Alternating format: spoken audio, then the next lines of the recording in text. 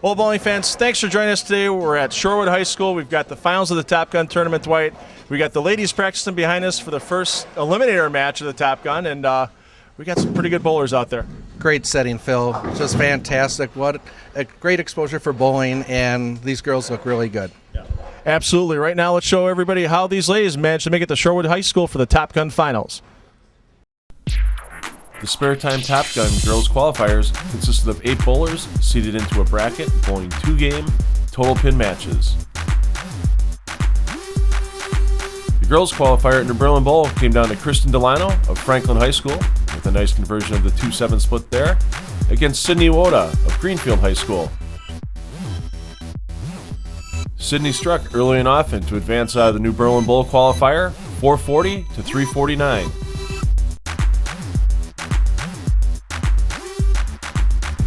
The next qualifier was held at Castle Lanes in Racine, and after the 8 ladies were paired down in the bracket, it came down to Stephanie Schwartz of Racine Park High School versus Mandi Van Duyn of Kenosha Bradford. In a close match, Stephanie left the Greek Church in the 6th frame of game number 2, which left the door open enough for Mandi to crawl through and take the match by 1 pin, 462 to 461.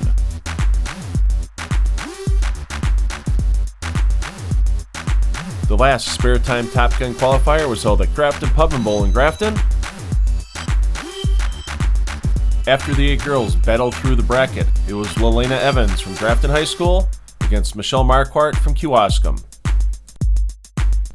Michele used an early string of strikes to jump out to the lead and never looked back, winning the 2-game total pin match, 425 to 298.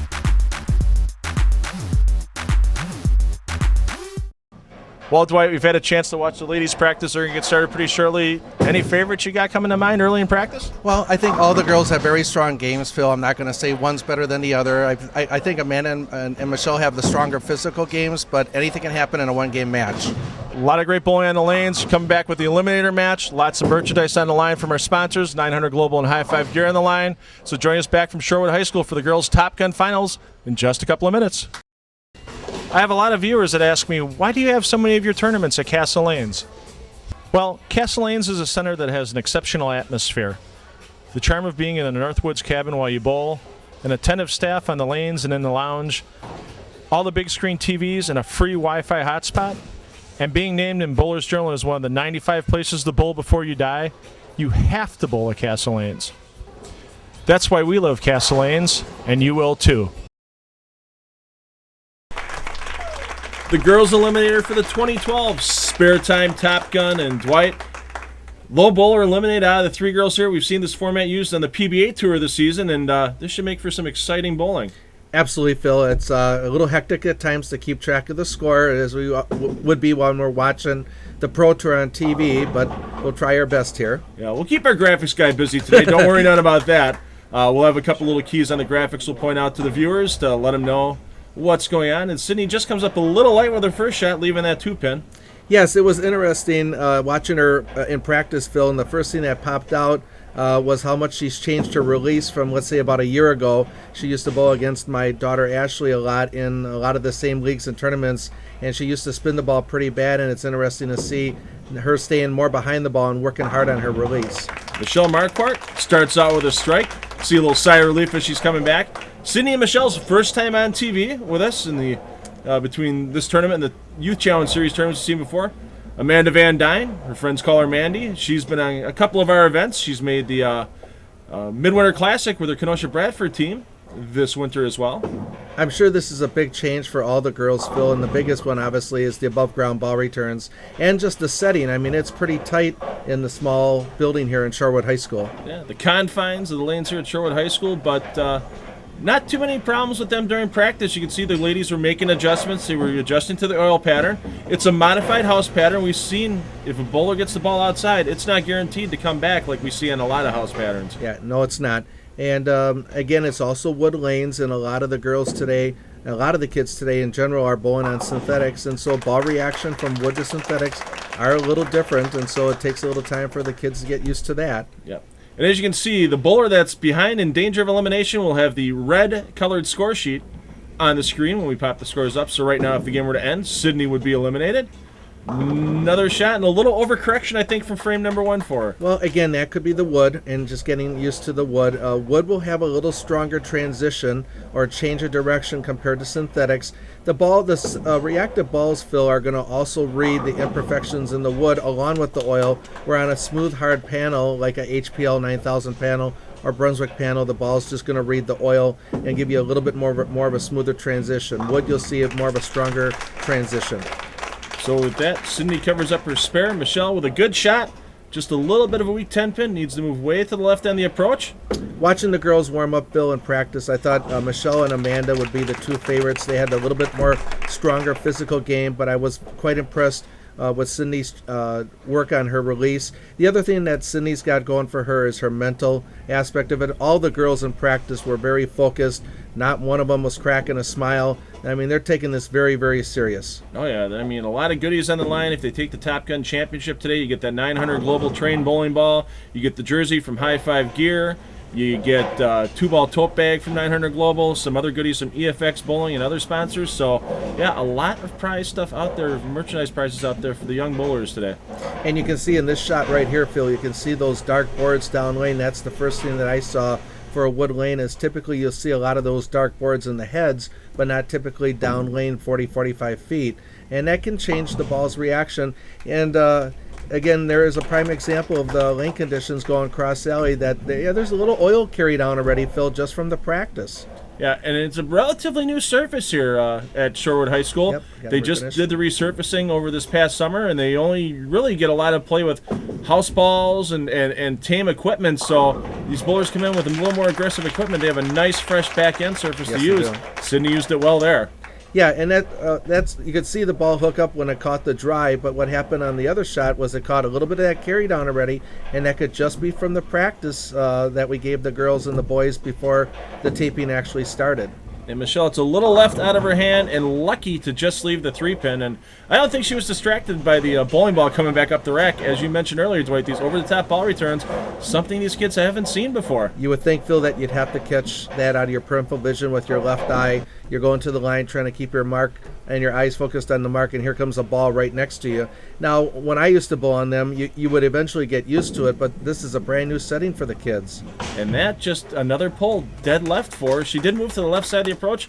Not sure if maybe that ball return maybe affected her a little bit. Maybe she hit it with her trail leg. It was hard to tell from here. Yeah, you would think, again, lane 2 would be the lane that the kids are going to have to get past. Obviously, lane 1, there's a little room to the left. Not much, but obviously more room than what's on lane 2. When you swing that trail leg around the body, their chances of clipping that ball return are much greater. And Amanda's still got a case of the wides going out there. And yes, now, yeah, a washout. This is really going to be a crucial part of the match here. She could fall almost 20 pins behind to her competitors at this point in time. Yeah, and it was interesting during warm-ups. Amanda, I thought, had the best look. And I'm right now, I think she's going through transition with the lanes. I really do. I think she's running into the carry-down issue that I had, and that's how she missed the spare before. But in practice, she was striking at will. And only gets 2 on the spare, so that's going to give her way behind. 33 in the third. She's at least, you got to say, 17, 18 pins behind Michele Marquardt right now. 15 for sure with the open. So, and depending what Sydney does on this ball. Yep, she's going to have to get it going here.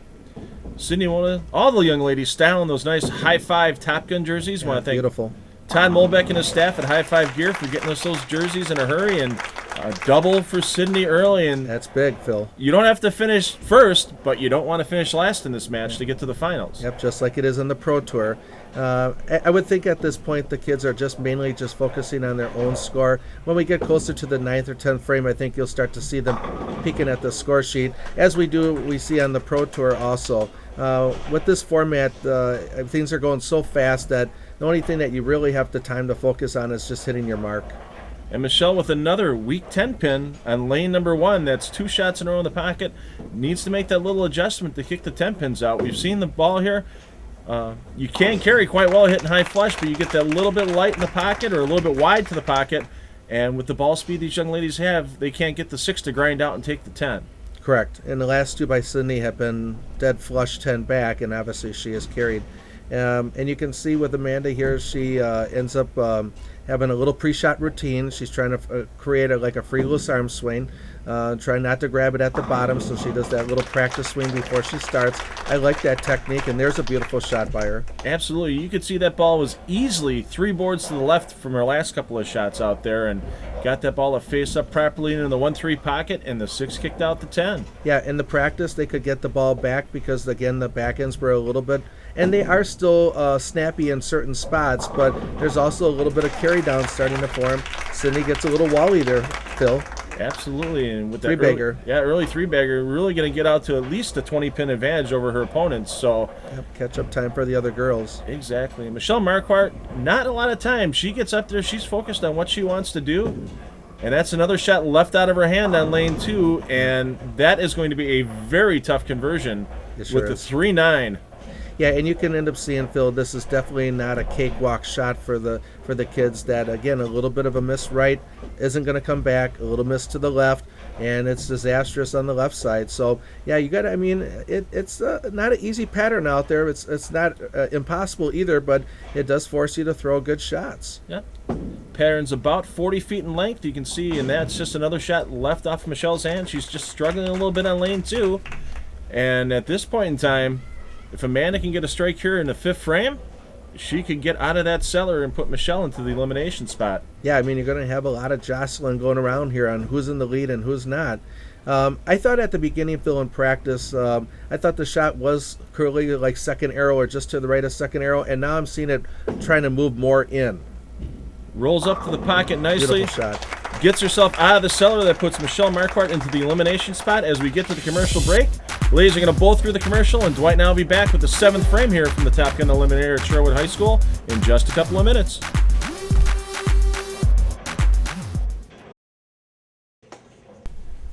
We're back at Shorewood High School, the lanes at Shorewood High School for the Top Gun Eliminator round. Ladies both through the commercial. Pretty easy to get caught up on. Everybody spared in their 6 frames. So it leaves Michele Marquardt in the elimination spot, 7 pins behind Amanda Van Duyn. Sydney Woda looking for back on the strike train and a big break to kick that 10 out. I just was going to say, at this point, I think the biggest thing with Sydney's lead is she's got to just stay clean, and she almost had a disastrous result there, and that would have been an awfully tough split to convert with her speed as slow as it is. Yeah, and she's up by almost 30 pins right now over the eliminator spot, so staying clean, getting a double in there somewhere would probably lock her up, getting into the finals as well, and a great cover there to make that 4-7. Yep, and you can see Phil throwing a plastic ball, even cross alley, at her 4s and 7s, eliminating the possibility for change of direction down lane using a resin ball for cross alley at 4s and 7s. She decided to throw the hard plastic. That's the smart way of doing it. And Michele made a little bump to the right there to play a little more direct. We saw she had a case of the tugs on lane 2 and gets back in the pocket nicely. Oh, she needed it. And now it's up to Mandi Van Duyn to get a mark here to maintain that 7-pin advantage out of the eliminator spot. Using a Brunswick Nexus Pearl. And again, like I said, in practice, she was striking at will with the ball. And there again is a possibility of a little carry down. And the ball just does not want to make that last 10 feet of turn up to the pocket. And not an easy spare to make. Even though you got the ball hooking at the 2 and the 7, you still have to make sure for a right-hander you get on the left side of that 2-pin and let the ball hook into the 7-pin. It's just a great setting, Phil. Hopefully you can come back to this. It's just a beautiful little center, 4-lane center. Everyone should have a chance to experience this hidden gem for a bowling alley. Absolutely perfect cover there by Amanda Van Duyn to maintain big spare. 5 pins above the eliminator spot. Michele Marquardt still low girl on the totem pole right now. Now it starts to get crunch time, Phil, a little bit. Now you got to start thinking about the score and who's in the lead and who's not in the lead now that we're into the second half of the game. Another nice ball by Sydney, and just not quite the roll she was looking for in the back end there, and leaves a light 4-pin. Yeah, I mean, the girls right now are making this pattern look like it's playing tough. I think just due to the fact that they don't have the rev rate that we'll see in the boys match.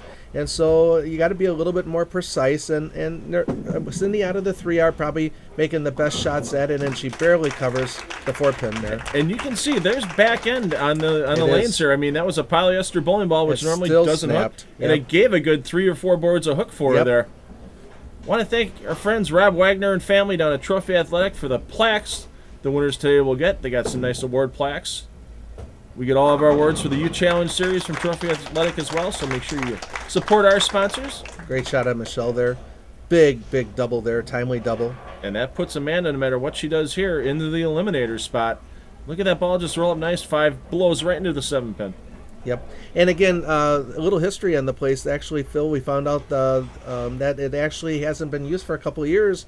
They stuck quite a bit of money into the place to modernize it and get the machines going. They were down for a couple of years. So it's nice to see them bring this gem back.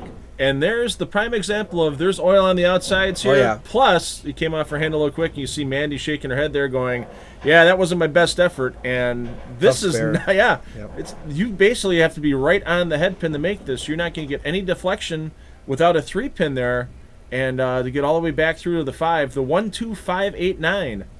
Yeah, I mean, no doubt about it. There was a prime example. The lanes are oiled pretty flat, and the insides are starting to open up, and you've got to go more straighter up the boards. You miss right, it's not going to come back. Absolutely. This is, as we said, this is not your bowler's house shot that they're blowing on. I mean, it's not a sport-compliant shot by far, or a PBA-type shot, but the bowlers here do have to make good shots in Right. order to score. And I think you'll see the more the kids start using the reactive balls and you hit it right in the head with the lanes being just refinished, I think you'll start to see the inside shots start to open up a little bit more, especially with all the balls being thrown up the track area. Yeah, I mean, bowlers back in the day, for those of you that are old enough to remember, always was second arrow no matter where you were in a lot of centers with wood lanes back in the day, because that's where everybody played, and there was a The little track. invisible track grooved into the lane. You bet. Well- Tough railroad split here, spare here, and she covered it beautifully, the 028. I'm surprised she used the spare Plastic ball. ball. Yeah, I'm surprised she used the spare ball on that one. That's discipline there, Phil. I think would- guts. You would want to think you would hook at it, but again, when you're in a strange house or you don't know what the lane conditions are like, straight is great. And a big break there for Michele. Another tug on lane 2, and got away with it with the crossover. And Mandi's got to be thinking, boy, if I don't strike here, I'm done. Yeah, that's actually a huge 3-bagger for Michele, and it almost actually puts her in the lead. Yeah. That quick can get turned around. Yeah, and Mandi right now, even with the strike here, is still 20 pins behind on Michele with the elimination position. Yeah, and this is going to set up for a lot of scenarios going to the 10th. You're going to find out that this is going to be really a close score, and huge strike there, much needed strike. 5-7 goes last. She gets the wall shot. Head pin doing a lot of work there, and yeah, nobody's mathematically eliminated yet, and nobody is mathematically locked in yet. We're still within 20 pins getting into the 10th frame. This is where it gets exciting. Everything's going to happen in the 10th. Anybody has a chance to make the finals. Everybody's got a chance to get knocked out, and that was just slow. Yep, hit dry, a certain spot of dry, friction takes over, the ball slows down, and the next thing you know, the ball jumps and goes through the nose. Tough 310. She again's going to pick up her plastic ball and try to go straight at it, Phil. Needs to get lucky here, and doesn't quite get the ball far enough to the right to get the 10 pin out. And that's instant open door for the other two girls. Michele with the mark advances to the finals. Amanda, if she doubles, can pass Sydney. Yep. So Sydney is on the bench, and her fate is out of her hands now. Yep, it's up to the other two girls. Nice shot by Michele out of her hand, and once again, the light 4-pin, a bad break. Yep, but again, she's in a good position. All it is just a 4-pin, and we'll see if she covers it, but this is a big spare right here. Yeah. Michele out of Bolster Kewaskum High School. Team made the state high school tournament. I believe they made the televised finals as we tape this. So, Yeah, and that's a little oh left. my, Yeah, that's huge. We Sydney's got to be taking a big sigh of relief there. She knows she's in. yeah, absolutely. 188's going to get her in, and now Mandi needs to double here and get 8 pins. Yep. Pardon me. If she gets a double, she's in automatically. If she Automatically. goes strike 8 spare, it'd be a tie, and we'd have a single ball roll off. A lot of scenarios, Phil. But Michelle's got to be... I wouldn't want to talk to her right now. Oh, how about After missing that? that 4-pin. Kicks the 10 out. She Clutch knows it strike. too. Yep. Clutch strike. You see her goes right back for that rosin bag. Probably more just to calm the nerves down and actually dry her hand off Absolutely. right now. So 8 spare, she wins by 1 over Michele. 7 spare, it's a tie. So Sydney's definitely in the finals at 188, sitting on the bench. But I bet you Michele would like to have that 4-pin back, Phil. Yeah, Michele almost doesn't look like she wants to watch right now, No. and I can't blame her. So, big sigh. Getting in there, relax the body into that 4-step delivery. Looks pretty good, Phil. Needs some help. Oh, my. I didn't think it was going to get up there to blow the 5 into the 7, and it did. Yep. So, now... we have our final. Yes, indeed. Sydney Woda and Mandi Van Duyn. Amanda's going to have lane choice in the final, so with the number of strikes that Amanda's thrown here this game, pretty much even between the two lanes, it's going to be hard to tell what lane she's going to want to bowl and finish on next match. This was definitely a game of halves. The first half, Amanda's way behind, only 33 in the third frame. She comes back with a big 3-bagger between the 9th and 10th frame and guarantees her she's in the finals, Phil. And an irrelevant count at the end to give her 193. With that, we're going to have Mandi Van Duyn and Sydney Woda in the Top Gun Girls Championship from Shorewood High School. Make sure you join Dwight and I back for that in just a couple of minutes after this short break.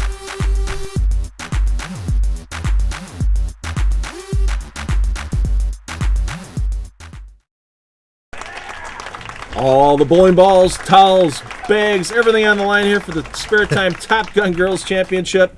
We've got Mandi Van Duyn who had lane choice, and she's going to start the match on lane 1, which means she will finish after Sydney Woda in the 10th frame on lane 2. An interesting lane choice. You figure with Sydney not having any experience on TV, you figure the nerves got to be a little bit more on Sydney's side than Amanda's. Yeah, I mean, obviously experience does play a big role on this. The thing again, the whole first game and in practice, I was so impressed with Sydney. She is so mentally focused, Phil.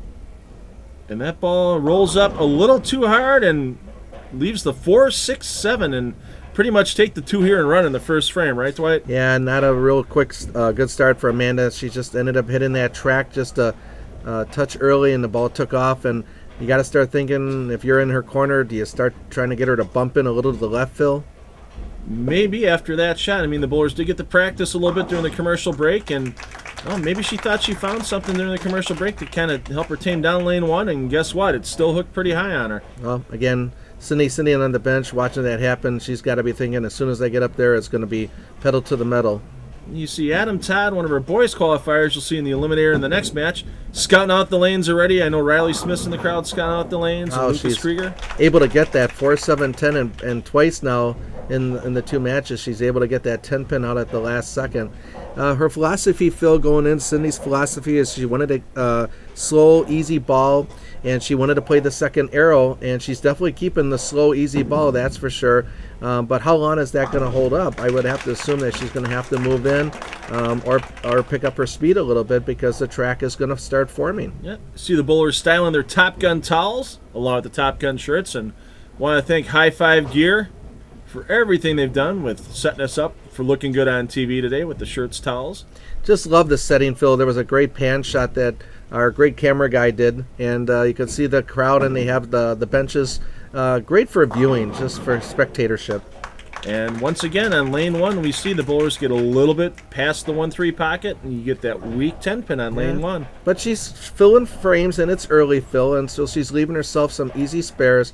And again, she's put a lot of work into her game. I know she's probably worked with Chad Source a little bit. Gives a little thanks there to Chad, and double bounced it in the heads on that one, but she still made it. Yeah. Take some hand out of the ball, and I guess that's one way to do it. With a little extra loft, the ball can't hook in the air. Well, actually, it must have hit a little bit of a softer piece of wood, and the ball actually jumped, or what we call double bounced, and you never see that, Phil, with synthetics. And the reason why is that synthetic panel's got a little sheet of metal in there, and that metal's going to absorb a lot of that lawn loft or a shock, I guess, if you want to call it that. As compared to wood, Phil, where in the early days, the wood, if they didn't have the injected heads that they do now for houses that still have wood lanes, that injection, or they're putting epoxy between each ton and groove of each board, will tighten up the heads, and you'll never see that with wood today. But in the old days, you saw that double bouncing a lot. Yeah. Well, Mandi, a little bit of a weak 10 pin on this, and this is always the challenge with those ball returns. Nice pose at the foul line, though. She knew that ball return was there, and she stopped that trail leg from kicking out and possibly throwing the ball off as she was getting through the release. All bowlers once in their lives should experience a lawn ball return, Phil, and see how hard it is, especially on that even number lane. One of the last centers I remember in town that had that was Cougie's West Milwaukee on 44th and Greenfield. Bowled the top 8 there for many, many years, and boy, as long as the shot was outside, you were fine, but as soon as you had to play in, let's say third, fourth arrow, it was awfully tough on that even number lane. And there's the overcorrection on lane 1. We saw her go high the first frame. Yep. Looks like she moved her feet a little farther to the left that time, and all of a sudden, a little too much angle out to the right. Ball does Ain't not gonna respond. come back. Yep. Got to go for it at this point in time. You have to figure. You don't want to get any farther behind. You're already going to be 20-plus pins behind, and only gets one. Yeah, I tried to throw this plastic ball right at it, Phil, and it, again, caught that carry down, and it skidded a long, long way. Driver's seat right now, early for Sydney. Yeah, 25-pin advantage after 2.5 frames. Sydney using, looks like she's using a hammer taboo. She was using a 900 Global Nuts Pearl early on in practice, and with the little bit of extra oil in the middle, it wasn't turning over hard enough for her. She switched to that taboo, and yeah, that ball's turning over, no doubt. She's lucky again to not leave a 4-7-10. Well, I think it's great philosophy. I think she saw that they were a little tighter in practice in first game, and she went with a little bit more aggressive ball and trying to hook the lane a little bit more. I think it's a smart move. Double bounced on her again with the long loft, and this time it actually missed a little to the right, Phil, and I just wonder if the ball actually jumped slightly off to the right because of the long loft. Yeah, it could be, and definitely when you loft it like that, lower accuracy. And hey, look who's in the crowd! Steve Sparky Pfeiffer, sitting with the UWM Bowling Club. Want to thank them for coming up, cheering everybody on. We got Leah Champion, Mark and score for us. Leah, a former U Challenge bowler, made a couple of our TV shows out at the Kalahari and Wisconsin Dells a couple seasons ago, and having a pretty successful collegiate career so far. It was nice to see Sparky coming down and take a little of the action in, and clutch strike there out of Sydney, 10 back. Maybe she made a little bit of a move in. Absolutely, and saw you between games and during breaks here. You've been going down talking to Van the Man McNeil between breaks here. Just Van comes out too, and he's always on the Spare Time show with you as well. It's just a great group of guys, Phil, and you've been on the radio a couple of times with us now, and it's just, I call it the breakfast club for bowling. Just kind of sit having breakfast and talking bowling. It's just a real cool thing. Yeah, I mean, just the support that Spare Time's given us with promoting the Time Warner shows and promoting high school bowling in general for the local end of things. This is the future of the game right here, and we try to promote it as best as we can. You do it through your pro shop. Joey Serrar does it through his shop as well, helping out the high school bowlers. And another great spare. I am impressed with spare shooting on lane 2 if you can make that 10 pin. Absolutely. And Van told me between the games, he's just like, I can't get any closer than that going down to the 10th frame. And I said, but the thing he commented on is how serious the girls are. There's no smile in their faces, and they're all bent on winning this thing, Phil. So they know this is a big thing for them, and just how hard they worked to get to this point, going through their sectionals, Phil, too. Absolutely, and once again, Amanda can't find that pocket on lane number 1, and leaves herself a 3-6 spare, and be a little easier to make you think on lane 1 with not having that ball return right there, going cross lane at it. Well, you would think, but the biggest thing, Phil, right now is she's got to start getting some strikes. Otherwise, Sydney's going to just pounce all over her. Yeah, Sydney's only really missed the pocket badly once so far this game, and that's just wow. Off her hand. Yeah, it's going to be putting her quite a few pins behind here, getting the commercial break. 35 altogether. And Dwight and I'll be back from the lanes at Shorewood High School for the rest of our Girls Top Gun Championship in just a couple of minutes.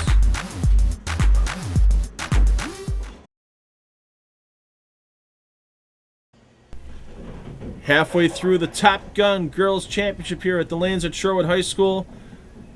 Sydney Woda up, holding on to a 35-pin lead and looking to extend it at this time.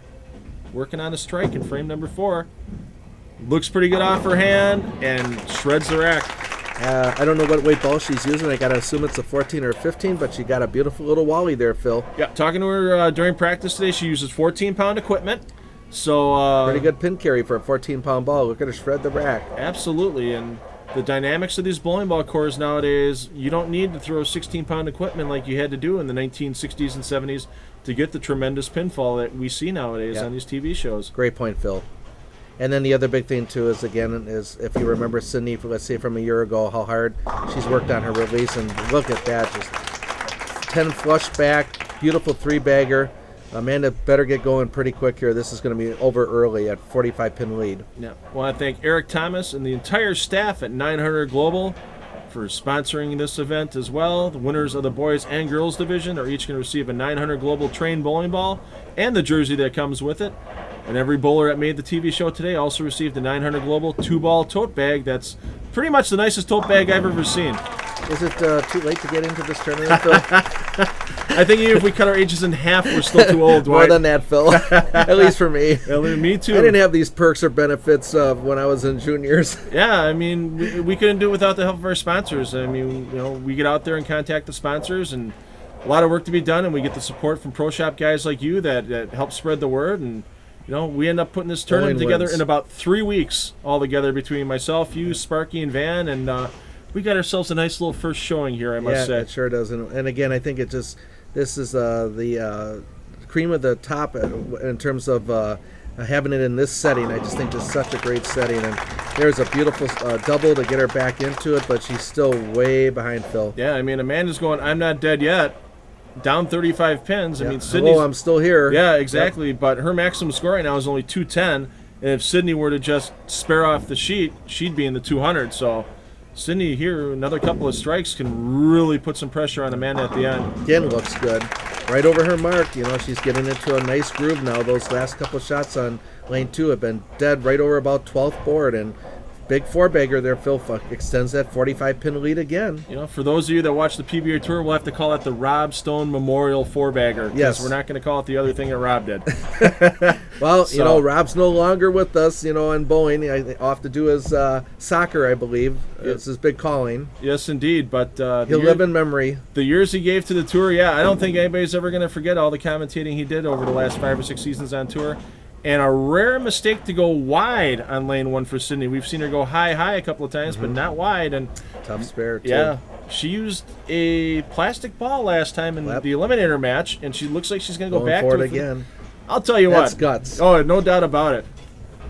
But that just shows you confidence in her spare ball. Again, another big loft and double bounce onto the lane, and she just makes it look so easy. No problem. I got this, she says. So 43-pin lead with 2.5 frames to go, and right now basically early she's looking good. Yeah, Amanda's got to go off the sheet to put any pressure on Sydney at all, getting into the 9th and 10th frames. So another 2 strikes here to extend it out to a 4-bagger is pretty much essential for Amanda right now. And the love tap on the 10. Well, you know, it's must-strike situation, you know, at least for Amanda. So, I mean, great for her that she's still giving it. I mean, the first half of the match, she's just absolutely lost, comes back, and now has got 4 in a row. So, I give her credit. I'm sorry, 3 in a row, Phil. Looking for number 4 here, and needs it to cut the lead down to 23 pins, and that's going to make Sydney really have to show up in the 9th and 10th frames. And oh, yeah, she's still thinking it. You can see that she's looking at the score, and all the equations are going in your mind. And in this setting with the one-on-one, you can at least now have time to think about it. And gets the trip off the wall, and trip the 4. So now we have our 4-bagger. Another 4-bagger for Amanda. No ham bones there. Boy, getting out of the commercial break, it was easy to think, boy, this match is over. Yes. Big lead for Sydney, and guess what? She's got to show up in the 9th and 10th frames here.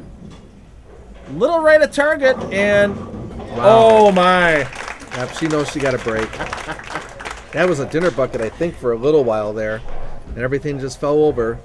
Huge crumble of that rack. Let's see if we get a replay here of the effect that 10-pin had. Nope, we're not going to get a replay on that, but that head pin really went to the sideboard and did a lot of work. Yes, it did.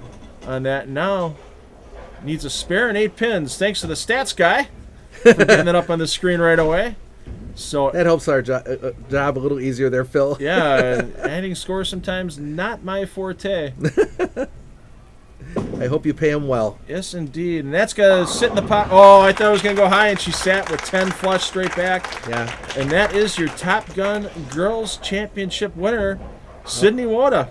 She deserved it. She threw it great, and she stayed out of trouble, except for one open in the 3rd frame, and can't throw it any better than that, Phil. Yeah, and Sydney showed why. I mean, #1 ranked in her district for fill percentage for the season. Yep, and she beat some pretty strong girls to get even into this setting. Yep, I mean, Amanda's 2nd in her district, Michelle's 2nd in District 7 South, and tell you what, when these ladies get into their college career in another year or two, watch out when they get there. Yep. I'm just amazed again, Phil, by just the mental discipline on all of them, but especially Sydney. She's just focused and just knew what the score was, no distractions. When you have that tight of a setting, there can be a tremendous amount of distractions with noises and ball returns above ground, and she just went out there and just no one was going to touch her. She won it herself. Looking for 233 if she gets the strike here.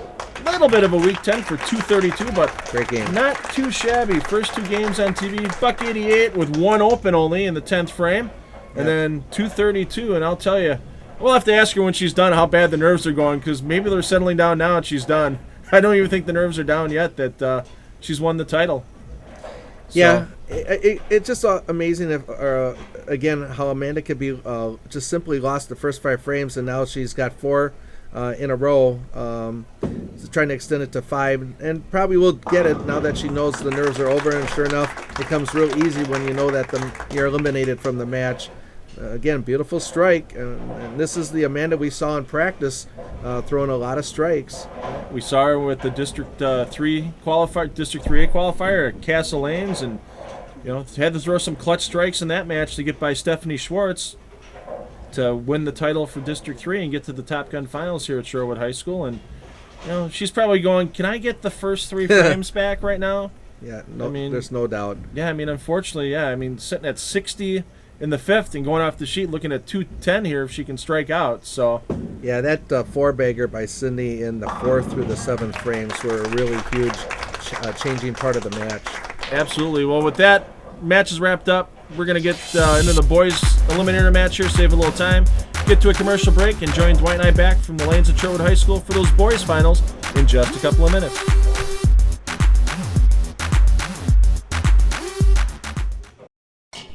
It's time for Spring Leagues at New Berlin Ale House, whether inside on our 28 state-of-the-art lanes or outside on our 8 sand volleyball courts. Come in and enjoy the daily food and beverage specials inside the Ale House. Our spacious and comfortable banquet facility can host your business meeting or your wedding reception. New Berlin Ale House on Cleveland Avenue in New Berlin. Well, bowling fans, we got a little break in the Top Gun action right now. I'm sitting with me, Nick Phelan, the recreation supervisor here for the Shorewood Recreation Department. And pretty much this bowling center is kind of the new baby of Shorewood High School in the Shorewood Recreation Department. Right. Yeah, there's a lot of history here, Phil. But we recently renovated over the last summer, and we're excited to have everything done. We resurfaced the lanes, had the pin setters refurbished. So we're excited to be up and running and ready to use. And it's not just for the high school, even though it's okay in the high school. There's community groups that can use it. I know you were talking to me earlier. You had some pretty successful Special Olympians this past fall. Right. We ran our Special Olympics program, and we had a state champion, actually, Sarah Turner, who you might see in the background here. And we also do community rentals, birthday parties, Phi Ed classes in here, and any other way we can get people in using, like the Top Gun bowling tournament, is great. We're excited to have them. And you don't have to be a Shorewood resident to use this facility. There's probably some differences in costume or that, but it's open to anyone, isn't it? Right. Yeah, we're excited to have anyone come in and use the lanes and get the usage. That's why we put the money and the effort in to have them refurbished and up and running. So yeah, non-residents are able to come in. There's just a different fee, but we're excited to have anyone. And if you'd like more information about using the lanes here at Shorewood High School for your private party, birthday party, social event, team building, great thing to do as well, you can always give Nick a call. And Nick, what's that phone number they can reach at? You can reach the Shorewood Rec Department at 414-963-6913, extension 4. Thanks a lot for your time, Nick. Once again, thanks for letting us use the great center here inside of Shorewood High School. And we'll be back with more Top Gun action from the lanes at Shorewood High School in just a couple of minutes, so make sure you stay tuned. High Five Gear. Custom bowling and sports apparel as unique as you are. The only limitation is your imagination. highfivegear.com. Well, Dwight, we got the girls' Top Gun Finals in the books. We got the boys out there practicing right now, and a couple of good looks out there early. A couple of looks early, Phil, but the big thing is going to be the lanes got some use on them now, and they got the long ball returns, and the boys got a lot more turn on the ball. As that long ball we're going to come into play when they swing their trail leg around the body. That'll be interesting to see what happens this match. Yeah. Absolutely. Let's show everybody how they got here to the road to the Top Gun Finals. 8 boys were seeded into a bracket at each of the SpareTime Top Gun sectional qualifiers to make their way to the championship round. At the New Berlin Bowl qualifier, Kyle Spott from Franklin High School couldn't overcome some early carry issues against Adam Todd from Sussex Hamilton. Adam threw 10 strikes in the second game of the 2-game total pin final match to advance to the championship by a total of 437 to 342 over Kyle. Our second sectional qualifier took place at Castle Lanes in Racine. The finals were between 2 bowlers from Kenosha Bradford, Ryan Schrader and Riley Smith. Ryan struggled with lane transition, while Riley's final 2 games were 257 and 256 to take an easy 513 to 410 victory. The final Top Gun sectional qualifier took place at Grafton Pub and Bowl, and after battling through the brackets, it was Tyler Denow of Cedarburg High School against Lucas Krueger of Hartford. Both bowlers struggled a bit early, but Lucas ground out a bunch of spares at the end to take the match and advance to the Top Gun Finals by a score of 393 to 301. Well, that's the road on how everybody got here, Dwight. And right now, any advantage you see while the young men are practicing out there? I think the biggest ones, Phil, is going to be the guy that can keep the speed up, that will play outside and not migrate in, or the guy that has a shorter trail leg swing. I think that the long ball return on lane 2 could really come into play. They all got great games, and just like the girls, the matches were close, so hopeful a close match on this one too. Absolutely. We're going to take a short break and join us for the boys' finals of the Top Gun here at Shorewood High School in just a couple of moments. Barbiere's, a Milwaukee institution since 1963. Great Italian food for dine-in or carry-out, and great times for your family and friends. Barbiere's, in the heart of South Milwaukee, and near Miller Park on Blue Mound Road. The newly remodeled Grafton Pub and Bowl. Bowl and party your way, and enjoy the best beverage cooler in Ozaukee County. The Bowl is back at Grafton Pub and Bowl in the heart of downtown Grafton. Back to the lanes at Shorewood High School for the boys' eliminator round for the 2012 SpareTime Top Gun tournament. Yep. And wasting no time getting on the lanes here is Lucas Krueger out of Hartford.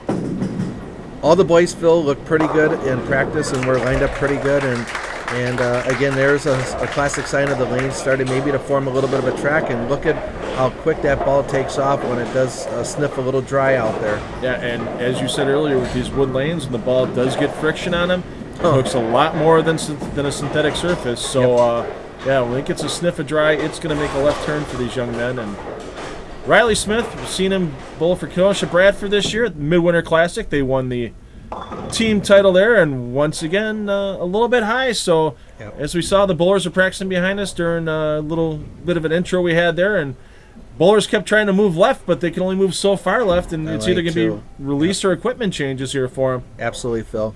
I was obviously, how can you not be impressed with Riley Smith? I was very impressed with Riley Smith. All the boys have very strong games, but Riley obviously is very much like a Chris Barnes type of look in his physical game going to the line, and even has that Chris Barnes heavy forward roll on the ball.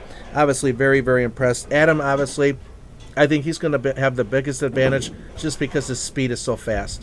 Yeah, we saw Adam get his strike there for his first frame, and Riley with the big fist pump there, because that's huge, making a 3.69.10 on that lane number 2 with that ball return. No doubt. And once again, with the eliminator round, as you can see, all the bowlers are even right now, but if a bowler falls behind and is in that eliminator spot, you'll see their score sheet turn red. So Lucas Krueger looking for a double here early. High game of 279, high set of 738 so far. Only 15 years old. Yep, talking to his family. He's really, I guess, bowled very, very good this year. His family said he's just throwing the ball fantastic, and obviously to get here to this point, you have to. Yeah, I mean, you look at Lucas led District 7 South in fill percentage. Riley was second place for District 3A. Adam in District 1 led fill percentage. So we've pretty much got the cream of the crop out here for the boys' side as well. Fighting through those sectional qualifiers wasn't easy with those 2-game head-to-head matches. Anything can happen in those, and unfortunately for Riley, a 4-pin happened for him there, and what looked like a pretty good shot getting into the pocket. Yep, and that's why we call this the Top Gun, Phil. I mean, for that reason. I mean, the best of the best made it to this point.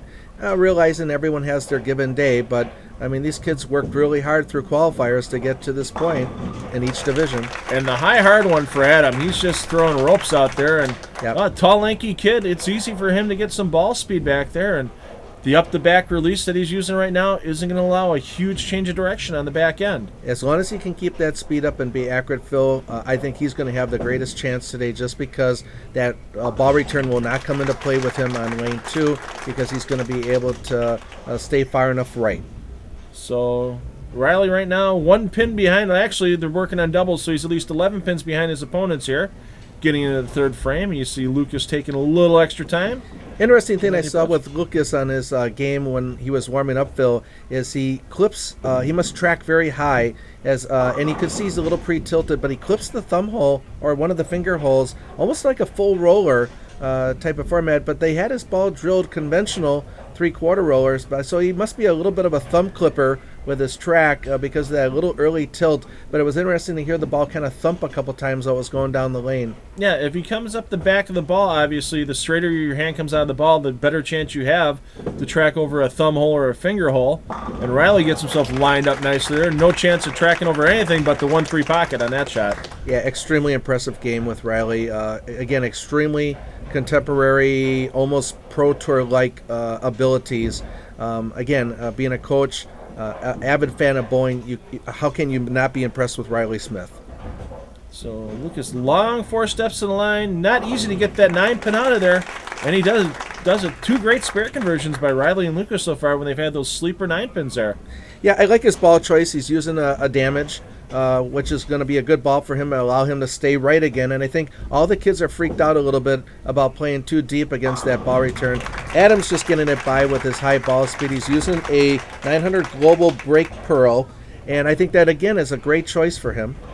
Well, there you see the lane machine that Shem Bowling had for us today, using the DBA Phoenix to get a nice lane pattern out there for us. Want to thank everybody at Shem Bowling, including the owner, Tom Shem, for all the help not only giving us with getting this tournament going today, but all the work they've done on the bowling machines here to get things back into shape after years of basically just being laid off. Yes, the interesting thing, Phil, with Shorewood High School's lanes is the machines are wall mounted.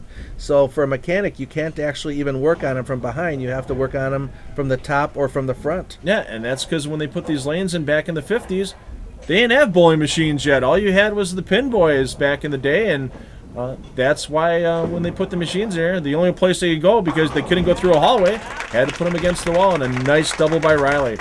Very impressive. Speed, perfect roll in the ball. When the ball hits the pocket, sits up beautifully. The weight block is just taken over, just pushes the pin straight back. Again, extremely impressive game. Well, Lucas needs this spare here to stay within 5 pins of Riley and try to work his way out of the eliminator spot. Great shot. Just beautiful shot. Big spare. Want to thank all of our sectional hosts again. Castle Lanes was our host for District 3A. New Berlin Bowl, where you're at with the SpareTime Pro Shop, hosted our District 1 qualifier. And Grafton Pub and Bowl, Kerry Kramer up there and his great staff hosted our District 7 South qualifier. And the first little speed mistake we've seen by Adam were just a little too fast. Touch kink in the armor, yep. The thing with the qualifying I was so impressed with, Phil, is how many people turned out for the qualifier, at least up at New Berlin by us. We had some of the college coaches there looking at the high school kids, maybe getting ready for some ideas of drafting them to hopefully get them to come to their college. But I was very impressed with all the friends and the parents that turned out to support the kids in this endeavor. Oh, yeah. I mean, Chad Sorensen is UW Milwaukee Panther bowling team here checking things out, and I'm sure they'll be doing a little recruiting in the process once the tournament's done today. You have to. As a coach, we would assume that you have to. You want to make your team as strong as it can. Well, Lucas Krueger down by at least 15 pins here, getting into the 5th frame and staying clean. I mean, we don't have a single open out of the bowlers yet through 4 frames. Needs to keep it there just to make sure he's got a chance in this match. And as good as the talent, though, is, Phil, with this group, I got to be honest with you, I don't think spares are going to get it done. I mean, it's great that you're filling frames in a strange setting, but man, if Riley or Adam get lined up, I mean, it could be over real quick, especially with Riley. If he gets lined up with the ball speed and the rev rate that he has, he's going to throw a lot of strikes. And again, look at that. That was a half hit, probably hit 17th board into the pocket. You would think for the average guy, you're going to leave a week 10, 99 of 100 shots, and he just snaps it out of there. Adam Todd looking to get back on the strike train, getting in the commercial break here. And kicks out that 10. A great shot to maintain a lead in this Eliminator match here from the lanes at Shorewood High School. Join Dwight Albrecht and I back for this Top Gun Eliminator in just a couple of minutes.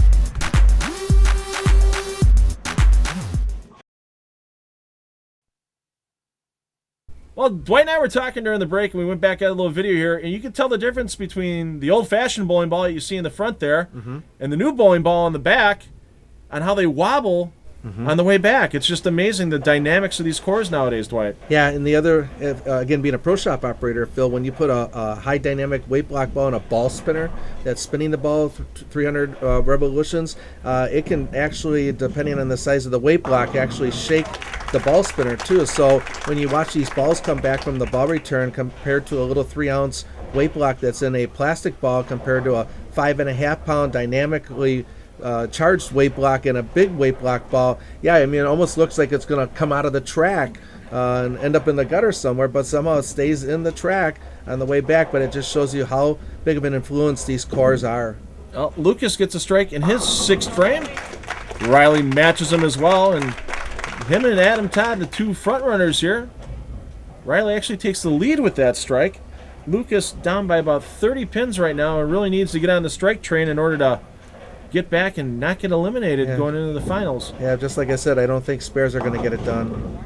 Big break here. Yeah, he really closed his shoulder pretty hard on the ball on the way through, and not happy with himself. Looking at his brother Ben back there. Want to say thanks again to Ben Todd for his service serving in the United States Air Force. And as this airs after we tape, he's in the middle of Korea serving in the Air Force. Yeah, so we'll make sure Ben gets a copy of this on DVD once this airs. So, and Lucas found something here with a double. Adam actually dedicating today to his brother that's leaving for South Korea for the Air Force. Says that this tournament gives him an extra boost for him. I just think that's pretty cool, pretty classy. Yep, and almost got a little careless with that spare attempt there. Slowed it down a little bit to hook over, and you want to make sure you hit them both with the ball. Don't want to have to do any work off the sideboard or anything to take the 7 out. So Riley in the driver's seat here, working on 4 strikes in a row, looking for the handful.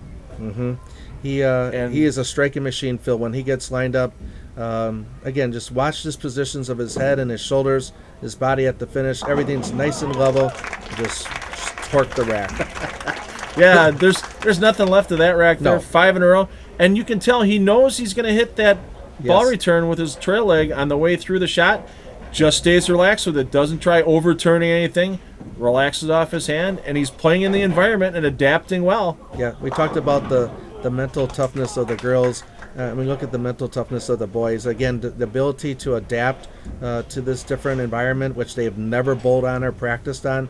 You would think for most kids it would just take them and mentally freak them out for a little while, and these kids just make it look like it's nothing. Well, Adam leaves a 10-pin, and now Lucas, who could have taken second place over with a strike there. Threw a good shot. Left the 4-pin. Huge for Adam to make this and still maintain the lead over third place on Lucas. Right now, I would say that it's between Lucas and Adam, the way Riley's bowling. I would have to think that he's a shoo-in for the finals. Yeah, I mean, with only 3 frames to go, and right now Riley's easily has a 25 to 28 pin lead over the other 2 bowlers. Riley just keeps his nose clean here, throws good shots, and he's going to make it into the final match. And a nice cover by Lucas there. Yeah, I was talking to Lucas's parents at break and before the show started, and found out that them and their parents are actually the owners of our good friends out at Pioneer Bowl, and they've done a lot of work over the years remodeling Pioneer, and it's a very, very beautiful center out in Richfield. So nice to have a place to go practice. Absolutely, and Pioneer Bowl, I know driving by there a few times and having stopped in and given some lessons there, got some nice softball fields outside there too that people use during the summer, and all kinds of good things they always have going there at Pioneer Bowl. Beautiful complex.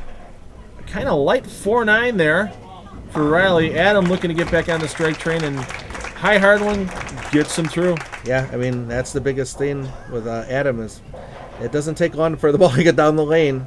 Very, very direct, very fast, but, I mean, A, you're not going to get in trouble that way, and B, for this environment, especially lane 2, I got to believe that, again, he could be one of the early favorites.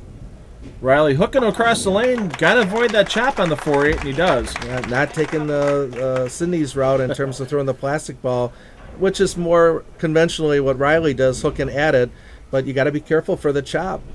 2 frames to go. We saw this in the girls' eliminator match. Tight. Everybody's still Yep. able to get in the finals. Anybody can get eliminated. This is exciting bowling. That just hooked up Yep. way early on him. Looked like he kind of squared the shot up a little bit more than normal. And I saw it at about 45 feet, Phil. It just hit the track and just dove dead left. Could have got it possibly into the dry right there. Just turned dead left and hit the dry and went through the schnoz. Now big split there. It's going to be a tough spare there. 3, 4, 6, 7 for Lucas. Yep. Riley looking to get back on the strike train after a Big spare. foundation strike. That's in the ninth. yeah. That's pretty much going to lock Riley into the finals right there. Yep. Lucas here, if he goes sparing off the sheet, can shoot 217, and Riley's already, even with a bad count, is in the 220s in the 10th frame. So Again, if I was Adam, depending on what happens here, I'd be up on that approach awfully quick, and that's a huge opening, Phil, for Adam from Lucas. yeah, 174 in the 9th. Right now, Adam just basically has to go mark, or if he gets Yep. a strike here, he'll just need good count in the 10th frame in order to move his way into the Yeah, it finals. shows you how important that foundation 9th frame is. Nice off of his hand, and he's got a little more room to hook the ball on lane 1 than he does on lane 2, so Yep. could be just opening up a little bit quicker. Again, another half 10 hit, and the 6 does its job and comes out of the gutter and slaps the 10 out. Well, this time around for the Eliminator, pretty much no doubt getting in the 10th frame that Lucas is going to be taking home 3rd place today. How about that for the almost paralyzed 5-pin? Falls one way. No, we're going to fall the other way. And, of course, after you Little help from the wall there. Yep. So now if you're Riley and if you're Adam, are you doing a little area check here in the 10th That's frame? what I'm Just, thinking, Phil. y- You got to believe that's what I'm thinking. Yeah, you're in the finals. Yeah, Riley not happy with his slide on that one. I think he tried playing that one a little bit tighter on lane 1 and paid the full price there with the big 4. Yeah, as soon as he threw it, he looked down at his feet. Maybe didn't slipped or stuck or just didn't get a good footing. Because of that, obviously, it affected his accuracy. And once again, the ball just gets a little bit inside the target for Lucas and goes right through the nose for the old 3-10 baby split. Riley here probably just going to try to fire it a little faster than normal, maybe get a bounce out of the pit. 4, 6, 7, 10 does pay a $100 scholarship award if it's made on TV from Essential Bowling Concepts. Along with that, a 710 or a 300 game, and we haven't paid any of those awards out in almost 5 years now. One of these days we're going to have to pay it out for the kids. Lucas here, if he gets them both, he'll have 194. Not a bad effort for his first time on TV at all. I mean, nothing to hang your head with there, Lucas, as you watch this. Yep, keep practicing. You got a great place to practice at and great family and support behind you. And, again, look who you beat to get to this point. And no one's a loser here today, Phil. I mean, they're all winners. Yep. And Lucas, all of 15 years of age, so a couple Bright of years left in future. a high school career, absolutely. And ho-hum, Adam throws another high hard strike. Yep, and those pins are off the deck awfully fast. Yeah, I mean, and that just shows what it means to stay clean. 3-bagger early, he could finish with a 5-bagger late, stayed clean, and he could shoot 245 if he goes off the sheet. Yeah, I figured when watching the boys warm up, I figured Adam probably because of that long bar return and the speed, being able to stay in the track and not having that swing leg, kick that ball return or hit that ball return. I had him as one of my early favorites, and it's showing to be true. And another beautiful strike, kicking out the 10-pin, possible 245 here, and he's definitely in the finals. Adam Todd, Riley Smith will be our 2 Top Gun boys finalists, and that's a coin flip for who's going to win that one. Huh. Incredible talent on both parts. It ought to be a great match, Phil. And something tells me with the way those 2 young men are locked in, it's going to take 240 at least to win that match. At least. So we're going to come back from the lanes at Shorewood High School with some great bowling as Adam Todd finishes that up. And Dwight Albrecht and I will be back with the Top Gun Boys Finals in just a couple of minutes, so make sure you stay tuned.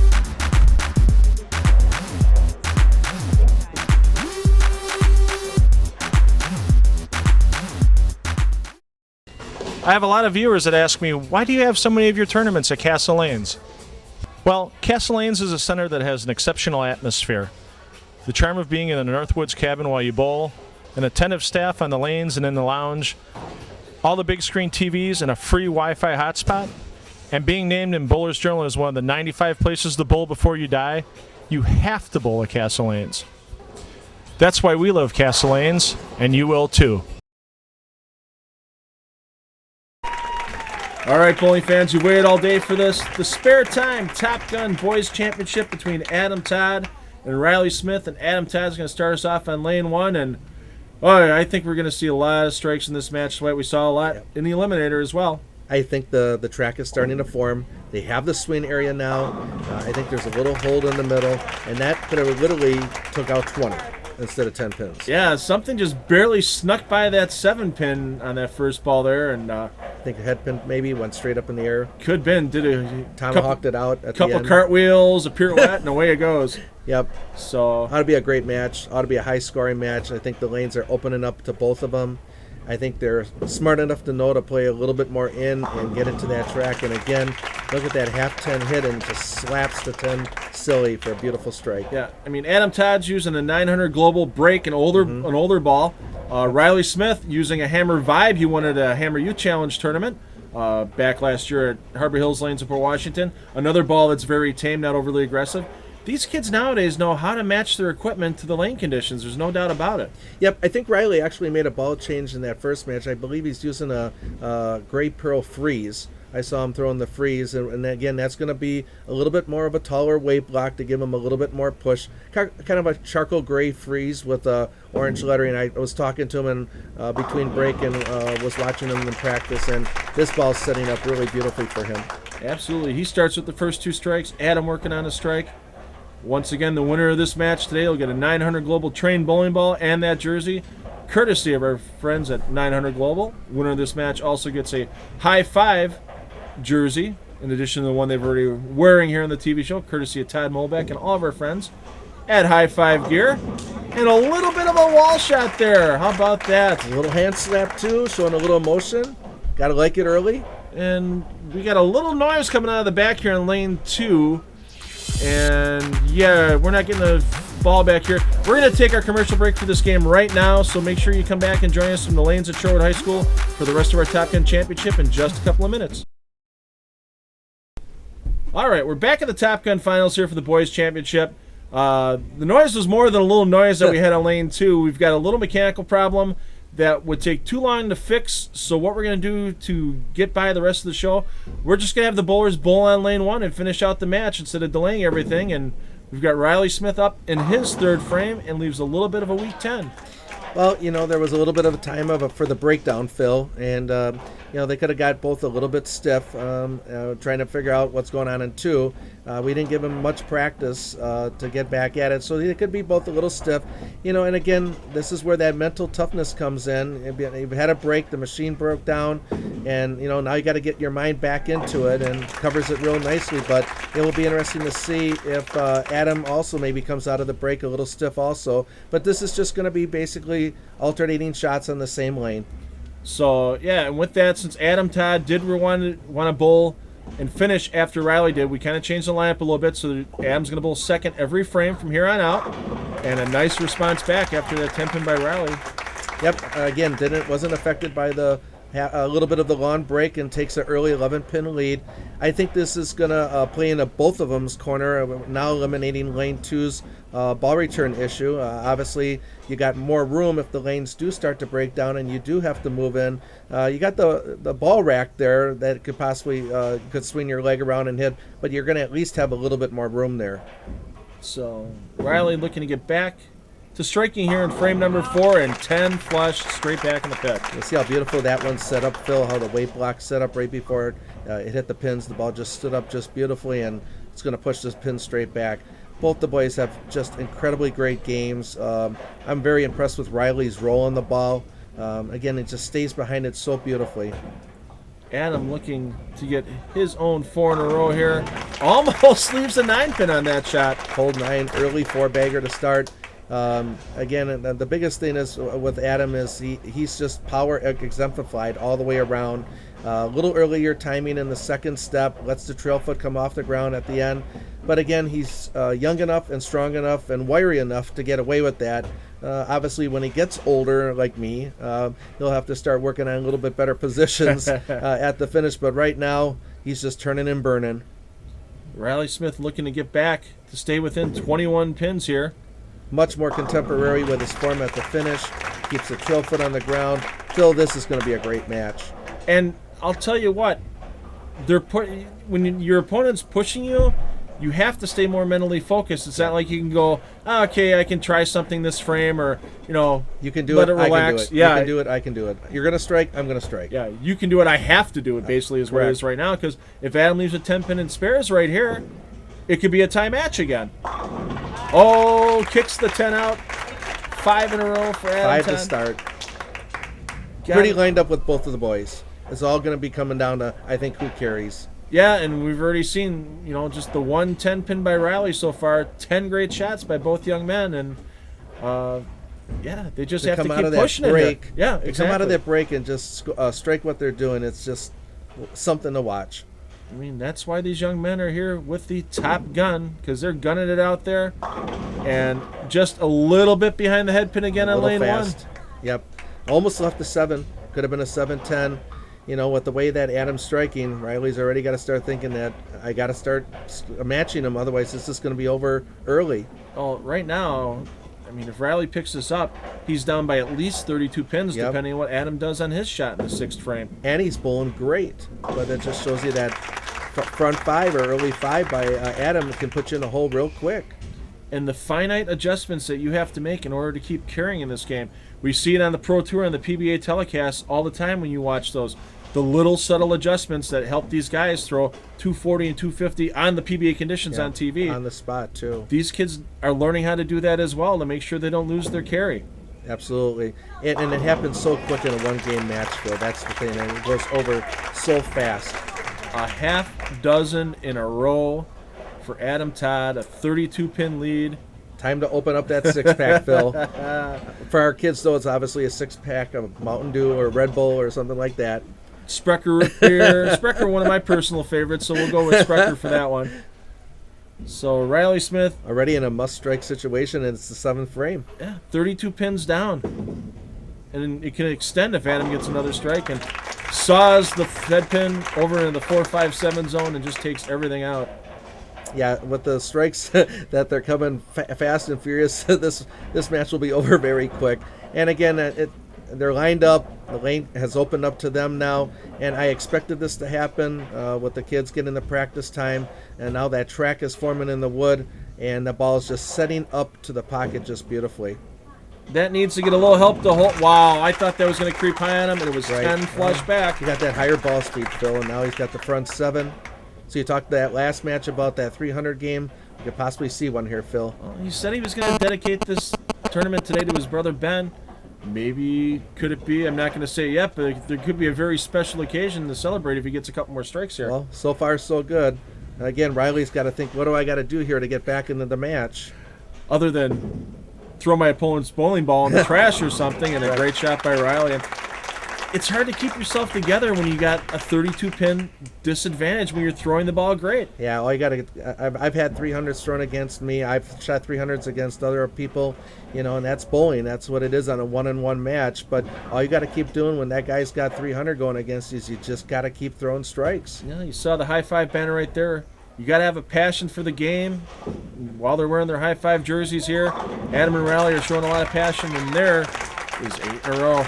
Yeah, I was ready to pull out the old magic 8-ball and ask Phil, is Adam going to strike here? And our answer would have been, yes. Couldn't strike any better than that right there. 10 back in the pit. Flush 10 back, got a little pat on the knee from Ben.